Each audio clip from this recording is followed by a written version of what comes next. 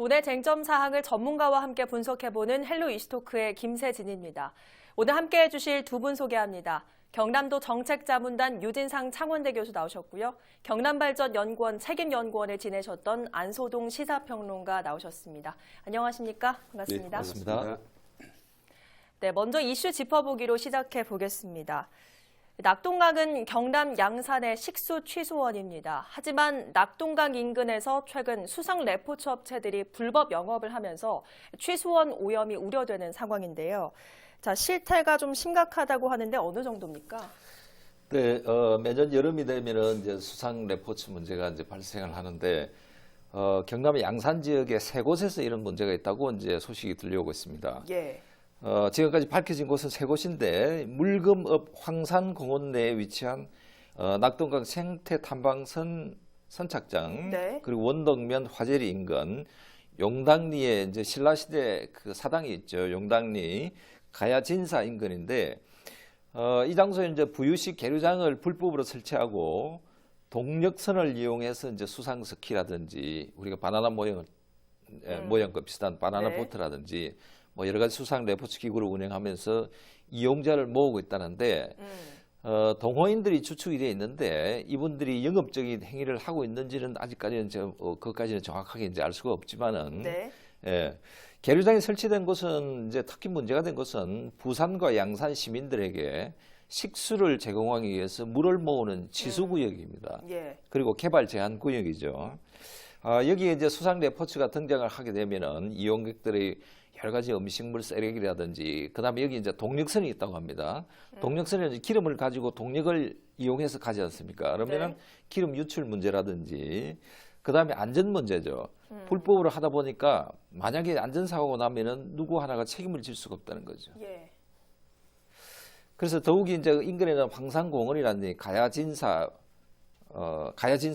이런 것들은 이제 지역에서는 유명한 관광지인데 네. 가까이서 이런 불법 사태가 일어난다는 것은 참 보기에 좀 안타까운 일이죠.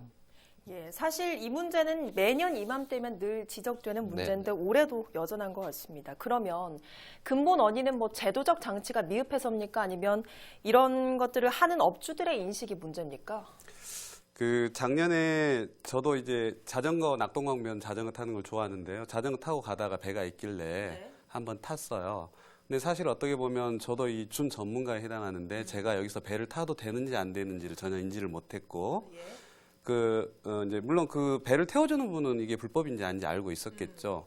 그리고 이제 거기 여러분들 낙동강변 가보시면 알겠지만 녹조가 너무 심해가지고 이게 과연 상수도 물을 수원을 받는 곳인지 아닌지 이게 편말이나 이런 게 없으면 알 길이 없어요. 그래서 당연히 배 정도는 타도 되나 보다 이렇게 돼 있기 때문에 사실 이게 이쪽 관리하는 입장에서 홍보를 하거나 이런 게 부족한 측면이 분명히 있는 것 같고요. 오늘 오전에 그렇다면 과연 이걸 그냥 이분들이 이렇게 대대적으로 계류장을 만들어서 장사하듯이 하는 건 불법이 분명한데 그럼 내 개인적으로 내 보트를 가져와서 타는 게 불법인지 아닌지를 확인하려고 제가 한 5군데 아침에 무슨 양산시 안전관리청 또 수질관리과 그쪽에서 모른다고 그래가지고 전 너무 좀 어이가 없는 게 담당자한테 고소한 담당자한테 물어봤더니 이거 일반인이 배를 타도 되는지 안 타도 되는지는 자기는 잘 모르겠대요.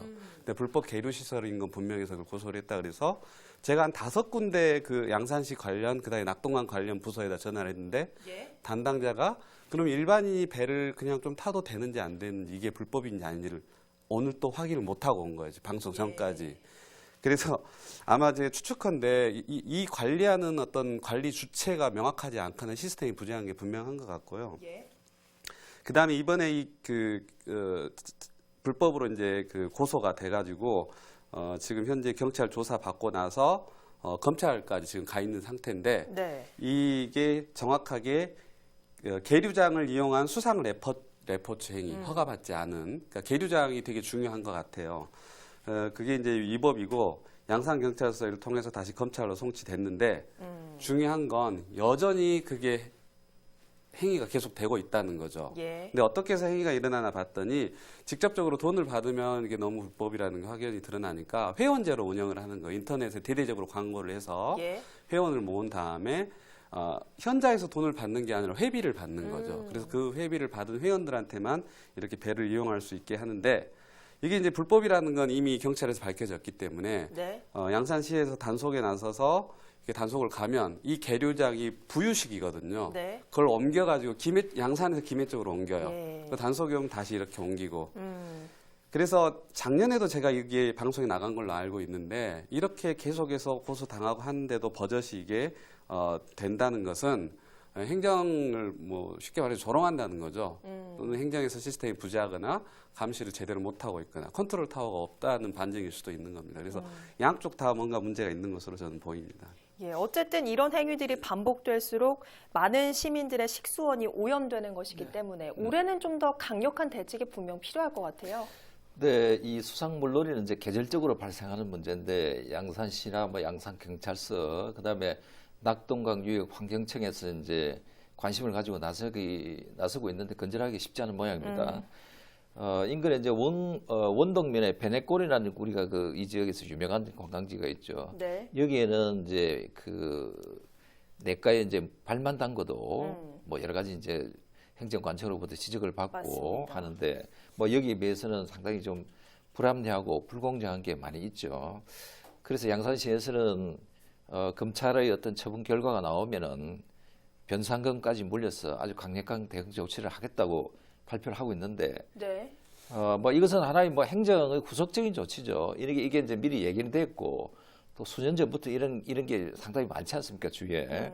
그래서 양산시에서는 이런 불법적인 행위가 일어나지 않도록 좀 선제적으로 미리 좀 대응적인 행정을 좀 펼쳐야 되는데, 그게 좀 안타깝죠. 예.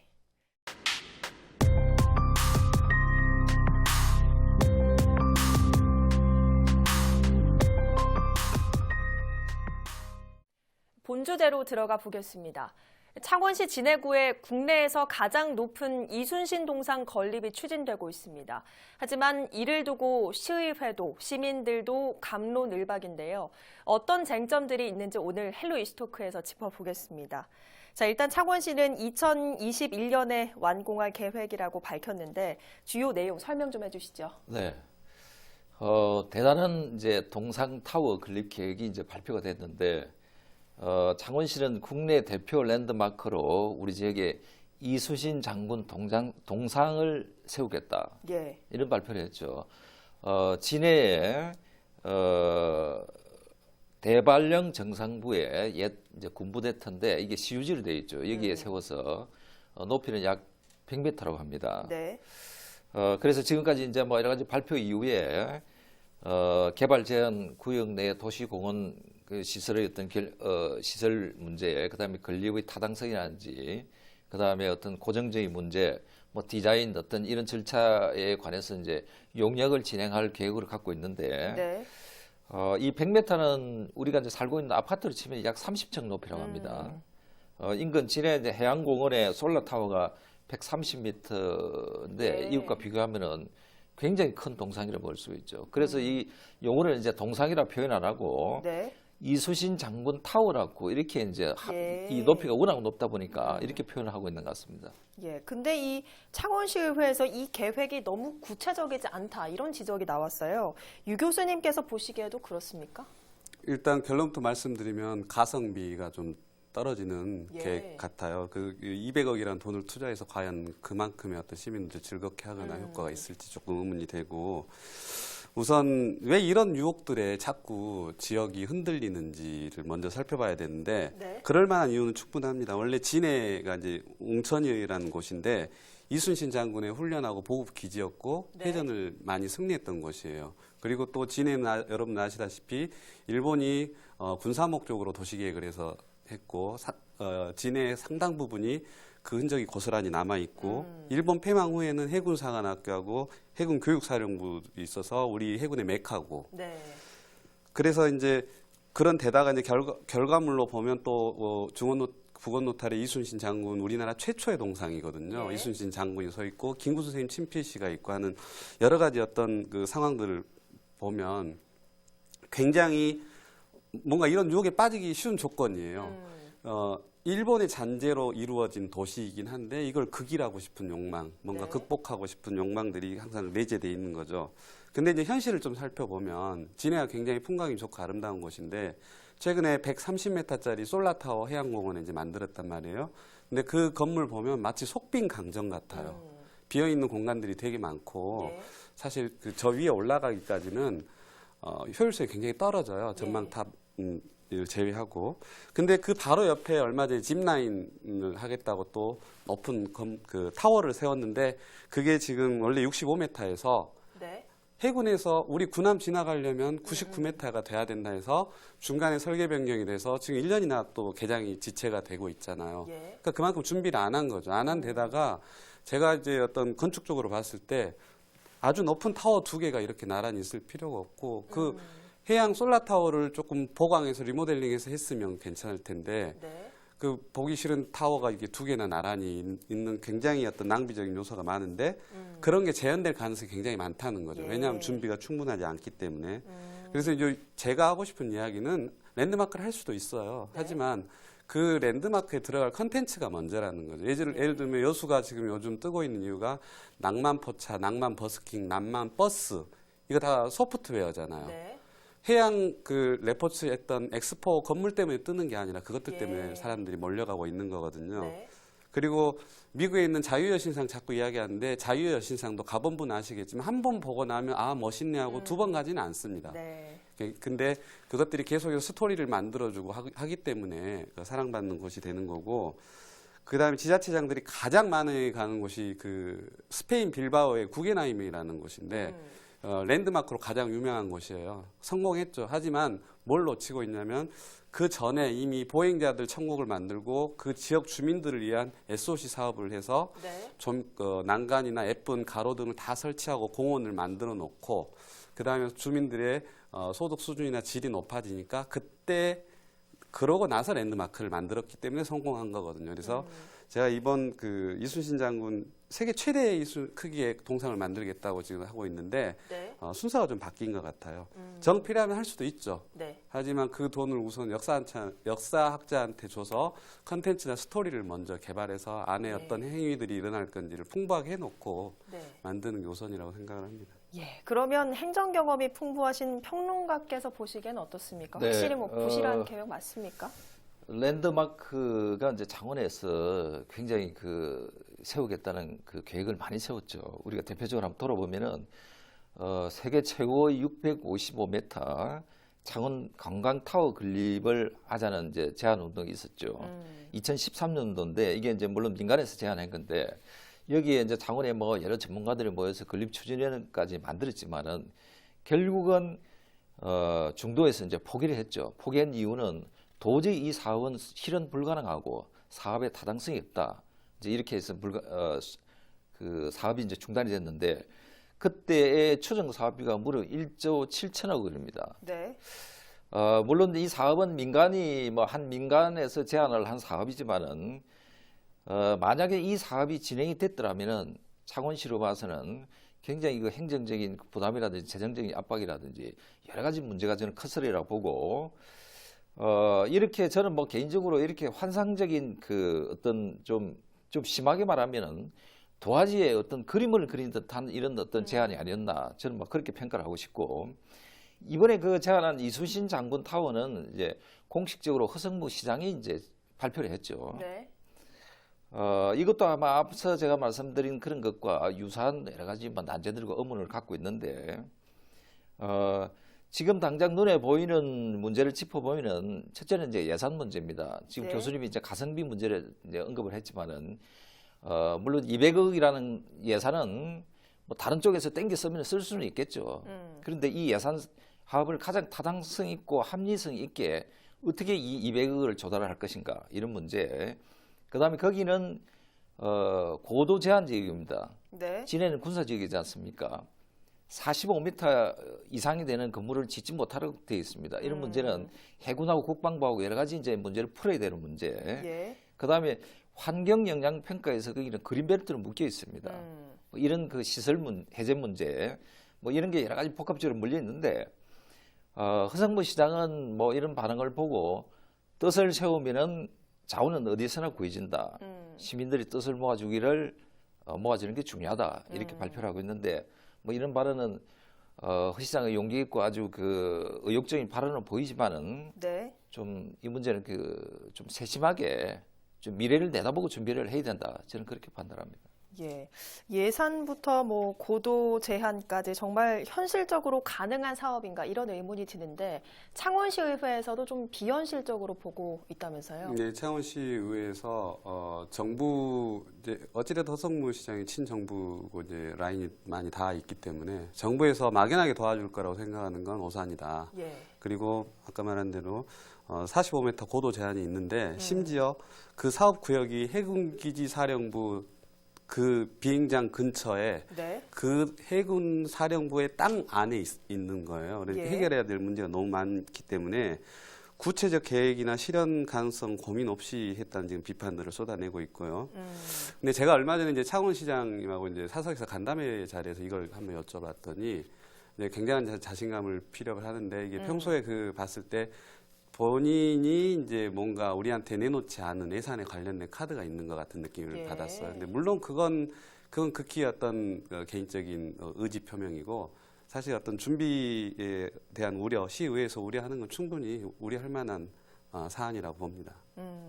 그러면 아까도 좀 지적을 해주셨지만 이미 많은 타워들이 진해구에 있는데 예산을 또 들여서 세워야 하나 이런 부분에 대해서는 어떻게 보십니까?